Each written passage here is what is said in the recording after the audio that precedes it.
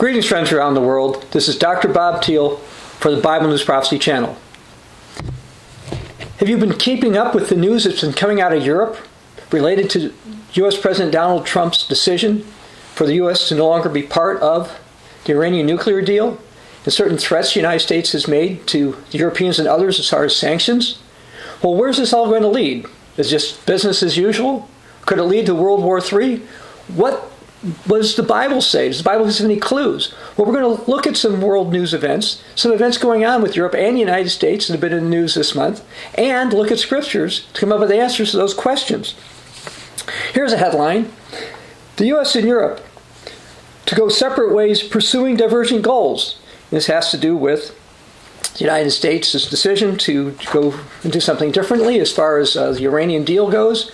It's been portrayed as a major threat to the European economy, because the Europeans have more trade with Iran. They want to keep the deals going with Iran.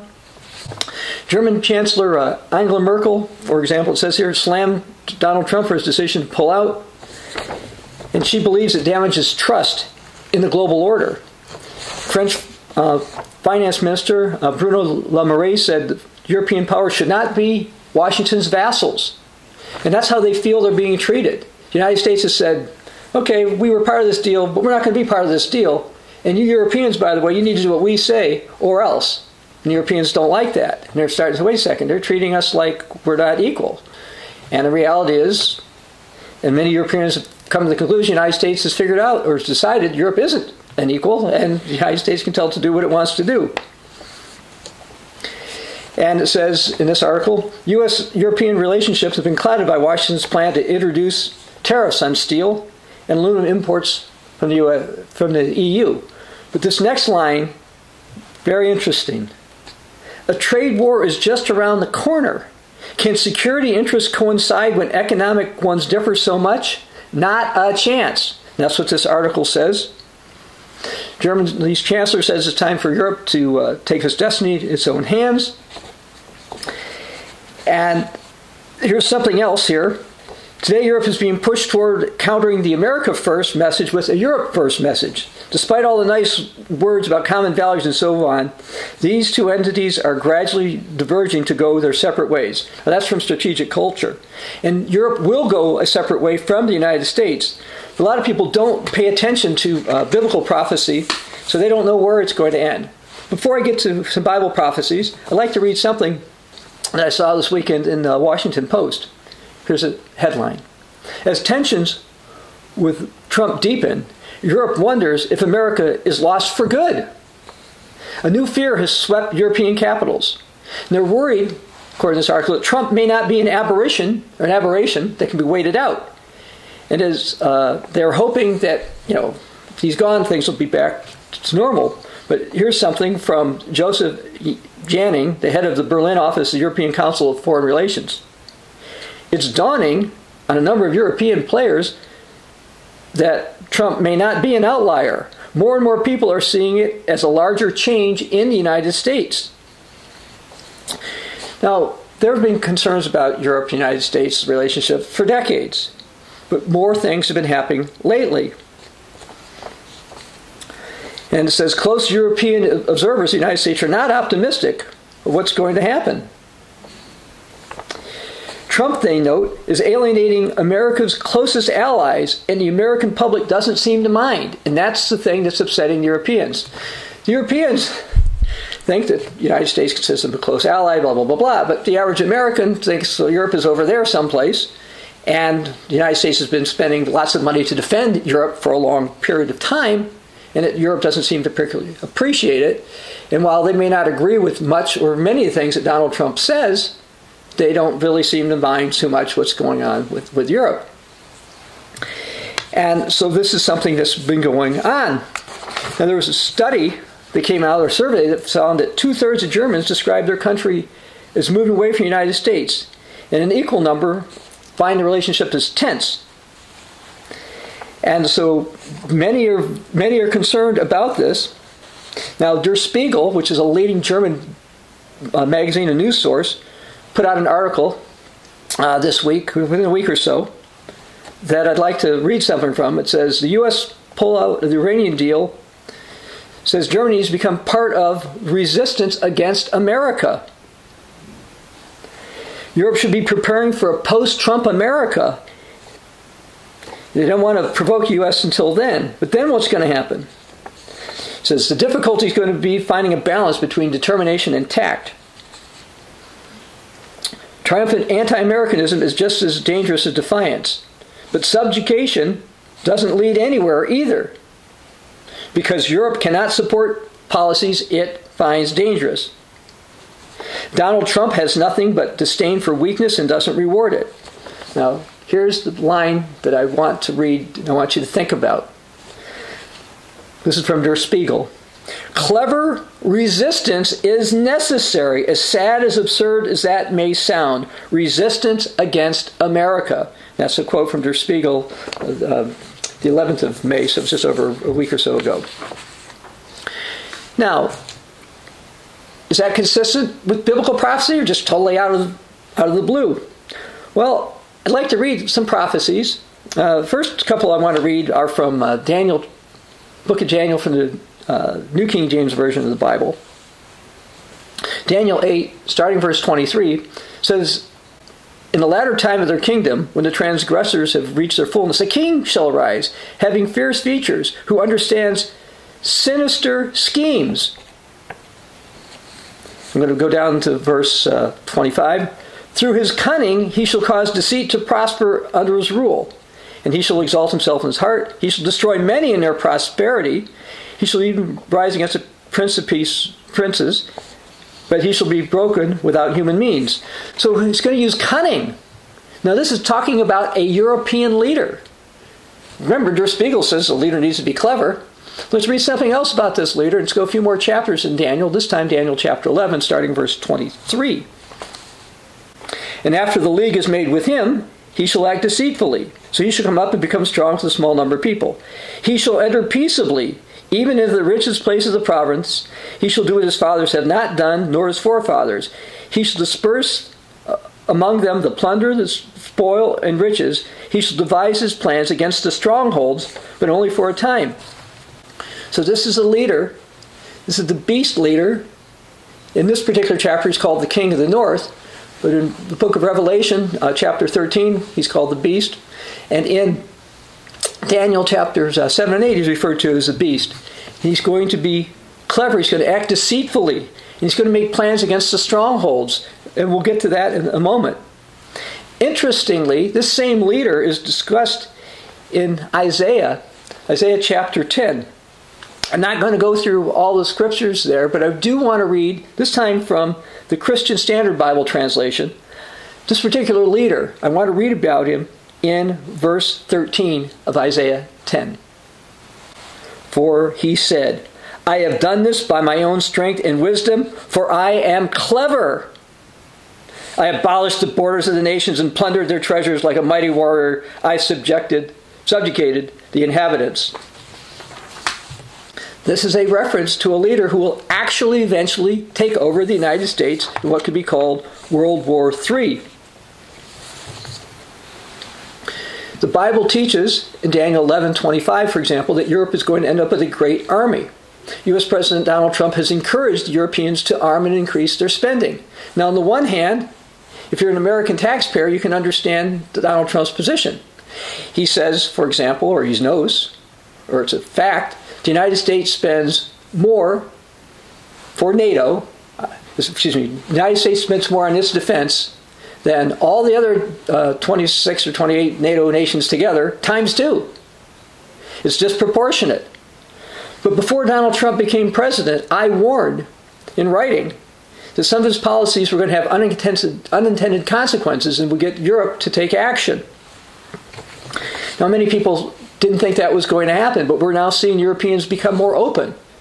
It's true that for decades the Europeans have wanted their own way, etc.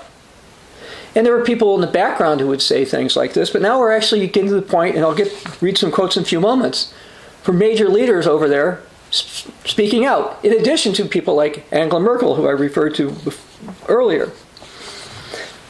Now, I mentioned that Daniel 11 talked about this king who's going to devise plans against the strongholds. Well, what that means in plain English is that eventually he's going to take over the United States. Huh? Well, if you go to Daniel chapter 11, down to verse 39, there's an interesting prophecy that says, "Thus he shall act against the strongest fortresses with a foreign god, which he shall acknowledge and advance in its glory. He shall cause them to rule over many and divide the land for gain." This is a prophecy about a European leader called the King of the North who's going to go against the strongest fortresses. In the 21st century, who has the strongest fortresses, the strongest military? Well, the United States, and to a lesser degree, its Anglo-Saxon allies. Now, if you say, oh, this doesn't seem possible, Europe couldn't possibly rise up and do something like that. Well, the Bible says it. Furthermore, we go to the book of Revelation. Revelation 13 starts talking about the beasts of the sea. And if you go to the prophecies in the book of Daniel, you can find out the sea is the Great Sea, the Mediterranean Sea. It's a European power. But let's cut in Revelation 13, starting in verse 3. "And I saw one of his heads as if it had been mortally wounded, and his deadly wound was healed." So stopping there, Europe looks like it's not going to possibly rise up. People always say, oh, it can't rise up. It's been hurt in all these world wars. It wouldn't rise up again. But notice this prophecy. It's going to rise up. This could be a prophecy not just of Europe itself, but the leader who's going to take over. Anyways, continue. "And all the world marveled and followed the beast. So they worshipped the dragon who gave authority to the beast, and they worshipped the beast, saying, 'Who is like the beast? Who's able to make war with him?'" Why would people say that? Because they didn't think it's possible for power such as the United States to be taken over by Europe. Now, getting back to an article from the Washington Post, they said this weekend, "Some of Europe's anger reflects a long-standing current of anti-Americanism. But even fans of the United States say they are losing faith now that the country that built the liberal democratic order seems to be dismantling it." Thomas Kleine-Brockhoff, who oversees the German Marshall Fund's office in Berlin, said that Europe is going to have to seriously reevaluate what it's going to do if Trump wins re-election. Then the Washington Post said, but others aren't waiting that long. Francois Hesbourg, a former French presidential advisor, a national security defense, said, "The mood in the country is that we can't let the U.S. run the world, especially if it's run by someone like Trump." And let me read something from Thomas Valasek, the head of the Carnegie Europe think tank. He said, "There are trends underway that began before Trump and will continue after Trump. Trump believes this is a kind of dog-eat-dog kind of world in which one country's gains and others lost, and applies this to allies as much as to the Chinese and the Russians in the world." And this article continues. "For all the transatlantic tiffs in the first year of Trump administration, U.S. pullout from the Iranian nuclear agreement and the tariff threats have the potential to be far more explosive because they could lead Europe and Washington actively to try to undermine each other."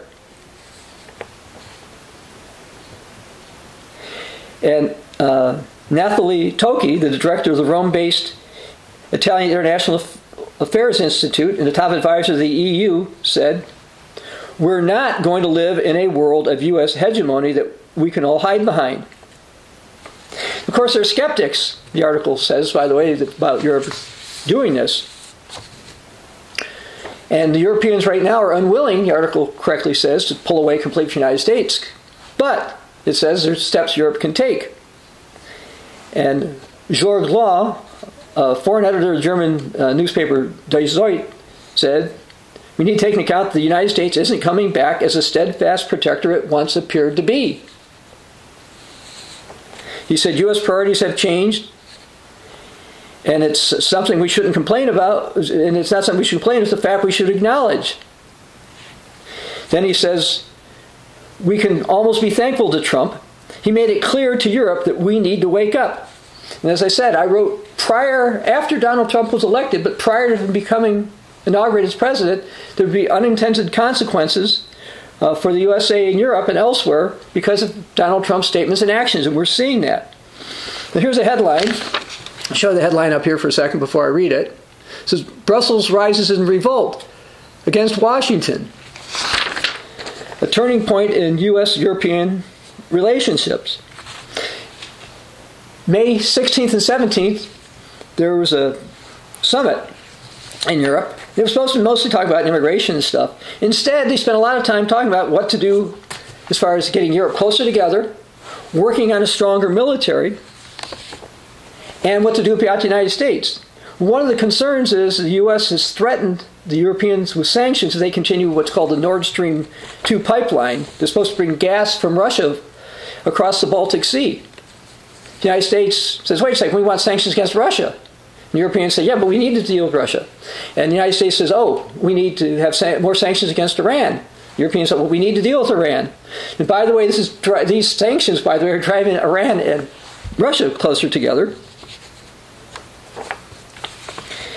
And we're getting to the point where people are concerned, very concerned, publicly concerned. Donald Tusk, who is the EU Council President, he made a tweet. Apparently he's following after Donald Trump. He did this on the 16th of May. Let me read what he wrote. You can actually see it here for a moment. Looking at the latest decisions of @real Donald Trump, someone could even think, with friends like that, who needs enemies? But frankly, EU should be grateful. Thanks to him, we got rid of all of our illusions. We realize if you need a helping hand, you'll find one at the end of your arm. In other words, we can't rely on the United States. It's been under an illusion that they're going to defend and protect us. And thank you, Donald Trump, Donald Tusk is saying, because now we realize we've got to go on our own and do it. And the day before that, the European Commission President, Jean-Claude Juncker, and the EU has two presidents, by the way, it's the second one, he said, at this point, we have to replace the United States, which is an international actor which has lost vigor, and because of it, in the long term, influence. So we've got people calling, leading people, saying it's over, the heads of Europe. Now, as far as Europe goes, you might be surprised to realize the European Union has more people than the United States, and it has a higher gross European product, national product, if you will, if you put it all together. More wealth, more people, a lot of technology. Now, I'd like to read a biblical prophecy that a lot of people have overlooked. This is the book of Lamentations. Lamentations chapter 1, starting in verse 1. How lonely sits the city that was full of people. How like a widow is she, who was great among the nations. The princess and the provinces have become a slave. Well, is the United States not considered to be great amongst the nations? Many people consider it the greatest nation of all time, or the greatest nation of the 20th century, or whatever period of time. The United States certainly has been considered a great nation. How lonely it sits. What's going to happen to it? Let's look at verse 2. She weeps bitterly in the night. Her tears are on her cheeks. Among all her lovers, she has none to comfort her. All her friends have dealt treacherously with her. They have become her enemies. Now, Donald Tusk said that with friends like the United States, who needs enemies? The Bible says that allies, lovers, friends are going to become enemies to the United States. Now, many people think things are just going to continue as they have been. And I'd like to read something that the Apostle Peter warned about that in 2 Peter chapter 3, starting in verse 3. Knowing this first, that scoffers will come in the last days, walking according to their own lust, and saying, where's the promise of his coming? For since the fathers fell asleep, all things continue as they were from the beginning of creation. However, what's going on between the USA and Europe shows that things are really changing. Those who think the United States is going to continue the world indefinitely are deceiving themselves. The Europeans have figured this out. The United States is actually pushing Europe to rise up against it. Europe's revolt against the United States, and again, that was one of the headlines, Europe's revolt against the United States will actually end up with what you could call World War III. That's what the Bible teaches, and we're seeing events confirm that all the time now, or very often in the news. Now, I realize that Europe will still have the pretense of getting along with the United States, and on many projects it still will. But what we're seeing is a definite change in Europe. Their top leaders have said it's time to realize we can no longer rely on the United States. We're going to do things differently. And they've already started. They've got PESCO. They've got other things on their defense. Things are changing. The world order is going to change. The time of the final Gentiles is going to be here, and it'll be the time of Jacob's trouble. And this will not end up well for the United States or its close Anglo-Saxon allies such as Canada, Australia, the United Kingdom, and New Zealand. That's what your Bible says, and you can see things popping up in the news that are confirming this. This is Dr. Bob Thiel for the Bible News Prophecy channel.